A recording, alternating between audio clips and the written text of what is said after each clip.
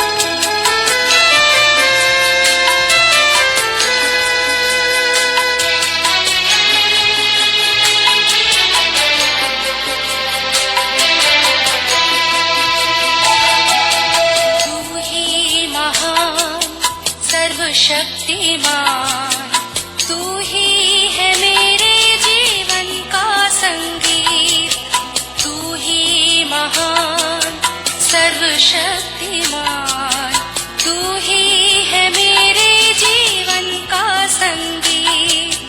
हृदय के तार छेड़े झनकार, हृदय के तार छेड़े झनकार, तेरी आराधना है मधुर गीत।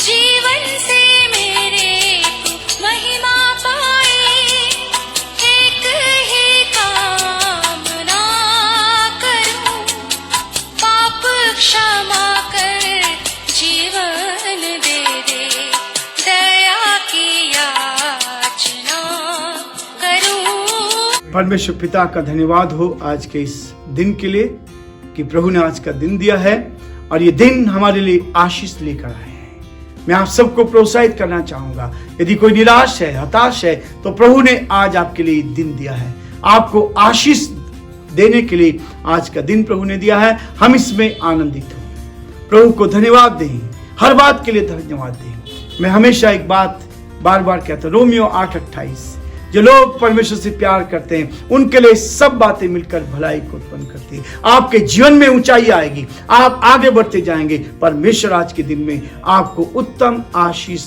आशीष आशीष देना चाहता है, और जो लेना चाहता है वो ले सकता है। सबके लिए फ्री में आशीष है। परमात्मा की ओर से सूर्य की रोशनी फ्री में है, परमात्मा की ओर से हमें सांस जो ऑक्सीजन जो दी जा रही है वो फ्री में है, जिसका कर्ज हम कभी नहीं उतार सकते। चाहे दुनिया के कितने भी सामर्थ्यशाली पैसा वाले लोग हों, वो उसका कर्ज कभी उतार नहीं सकते, कभी उतार नहीं सकते। इसलिए आज हम परमेश्वर को धन्यवाद देंगे, उसने हमें जीवन दिया है आनंदित रखने के लिए। हम आज के डिवोशन के लिए प्रभु परमेश्वर से आशीष मांगे, प्रार्थना करें, ताकि उसकी आशीष हम पर, हमारे परिवारों पर बनी रहे और हम जीवन में और आगे बढ़ते जाएं और जो परमेश्वर की योजना है उसको हम पूरा कर सकें। हम अपनी आंखों को बंद करें और प्रभु परमेश्वर से आशीष को मांगे।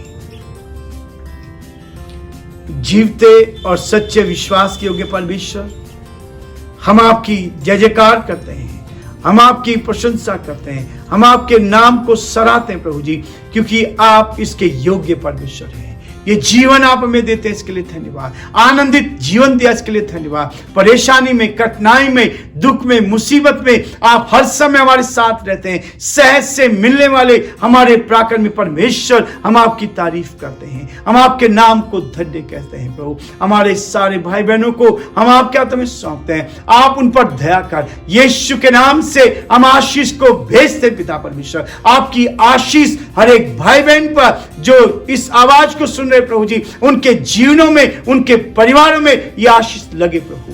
आपकी आशीष को, आपकी आत्मा को भेजते हैं परमेश्वर। दया कर, अनुग्रह कर, आपने दुआओं को सुना है, उत्तर दिया है, इसके लिए धन्यवाद देते हैं। हमारे देश में आप शांति दे रहे हैं, कोरोना से प्रभु जी आपने छुटकारा दिया, हम इसके लिए भी आपको धन्यवाद देते हैं। हम चाहते प्रभु हमारे प्रदेश आपकी महिमा के लिए उन्नति करता चला जाए। हमारे प्रदेश के मुख्यमंत्री अशोक गहलोत जी को आपके हाथ में सौंपते हैं, उन पर दया कर, बुद्धि ज्ञान से परिपूर्ण कर, आपकी सुरक्षा उनके साथ बनी रहे, ताकि वो जीवन में आगे बढ़ते जाएं, आपकी महिमा कर सके। प्रभु जी हम प्रार्थना करते हैं हमारे देश के लिए भी, इस देश पर भी आपकी आशीष चाहते हैं। देश के प्रधानमंत्री हमारे मोदी जी को आपके हाथ में सौंपते हैं, आप उन पर भी दया कर। राष्ट्रपति जी के लिए प्रार्थना करते हैं, उनको बुद्धि और ज्ञान से परिपूर्ण कर, ताकि सब बातों के द्वारा परमेश्वर आपका नाम ऊंचा किया जाए, आदर महिमा आपको मिले और जो आपकी योजना पूरी की जाए। हम प्रार्थना करें बीमारों के लिए जो अस्पतालों में भर्ती है प्रभु जी,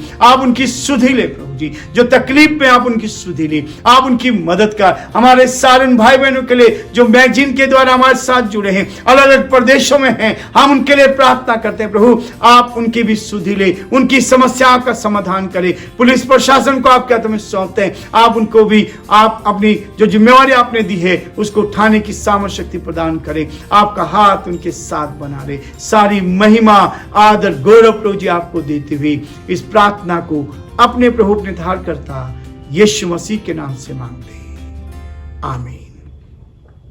प्रभु की स्तुति करते हैं कि प्रभु हमें बराबर ऐसे अवसर दे रहा है ताकि उसके वचन को हम अधिकाई से सुन सके।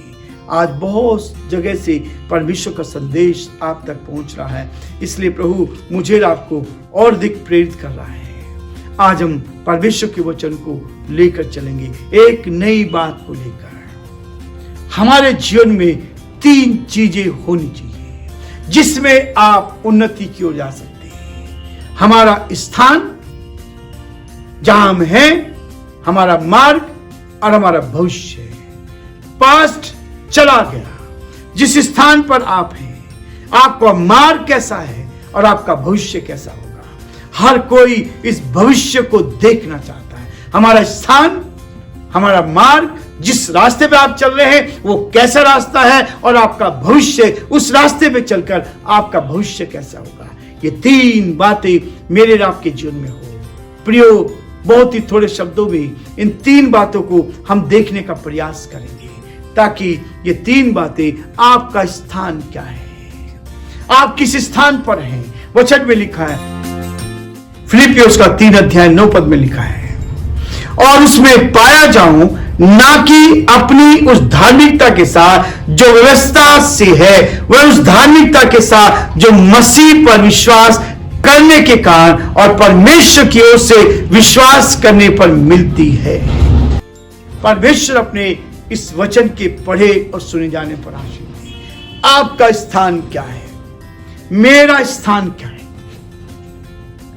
मैं किस स्थान पर हूं।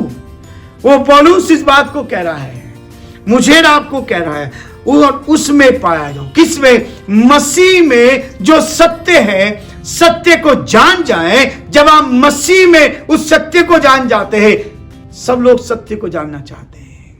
किसे कहें आप सच बोलते, बोला हाँ सच बोलता हूं। कहते हैं तुम सत्य को जानो तो सत्य तुम्हें आजाद करेगा। और सत्य कौन है? सत्य कौन है प्रियो? आपका स्थान कहां है?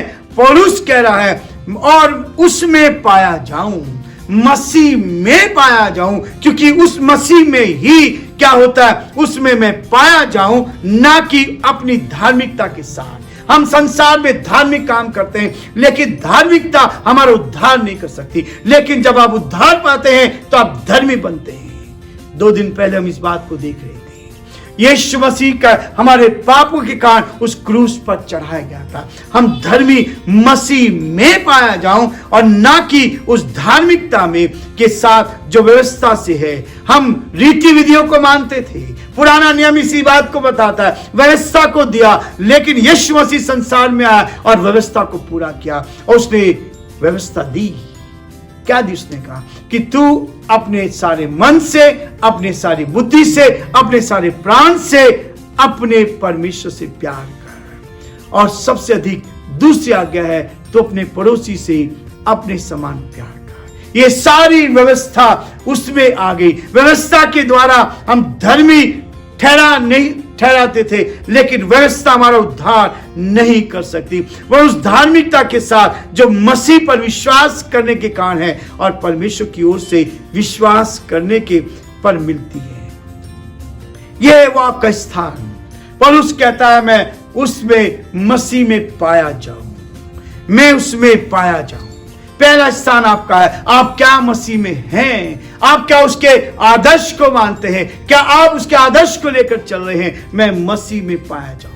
मेरा रास्ता क्या है? मार्ग क्या है? दूसरी चीज कहता है, और 10 पद कहता है इसी का, फिलिपियों उसका 3 अध्याय 10 पद में कहता है, ताकि मैं उसको और उसके मृत्युंजय की सामर्थ को और उसके दुख उठाने में सहभागी होने के मर्म को जानूं और उसकी मृत्यु की समानता को प्राप्त करूं। उसकी मृत्यु की समानता को प्राप्त करूं। उसके मार खाने से हम चंगे हुए हैं, उसके कोड़े खाने से हम चंगे हुए हैं, उसके जी उठने से हमें जीवन मिला है। आज हम जीवित हैं।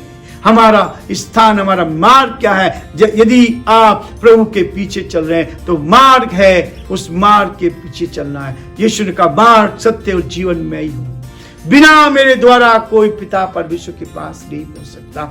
स्थान क्या है? हम मसीह में हैं, मैं मसीह में पाया जाऊं। उसके बाद रास्ता, हम सत्य के रास्ते पर यीशु मसीह के पीछे होकर चलें और वो हमें आगे लेकर चलेगा। एक और चीज वो कहता है, तीसरी चीज कहता है, मसीह को देखना।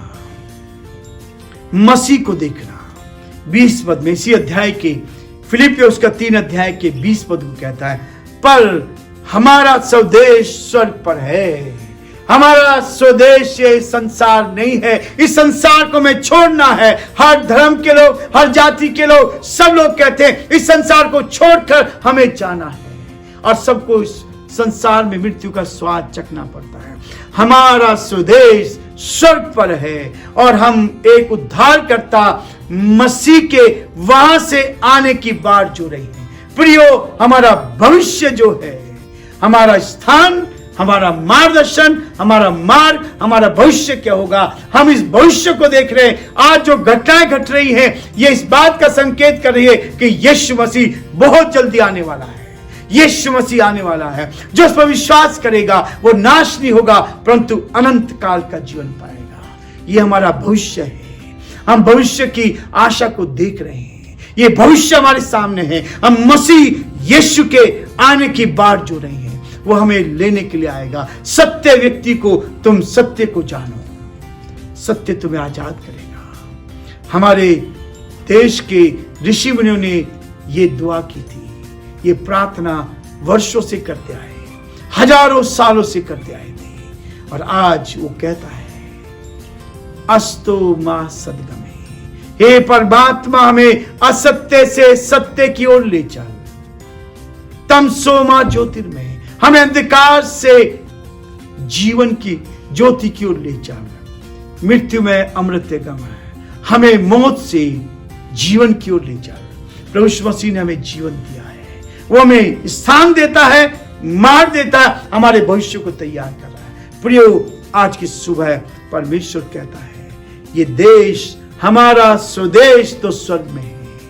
हम इस संसार में हैं, लेकिन संसार की गलत चीजों से समझौता नहीं करते। परमेश्वर हमें आशीष दे और प्रभु का हाथ आप सब पर बना रहे, ताकि आप प्रभु में आगे बढ़ते जाएं और प्रभु की महिमा करें।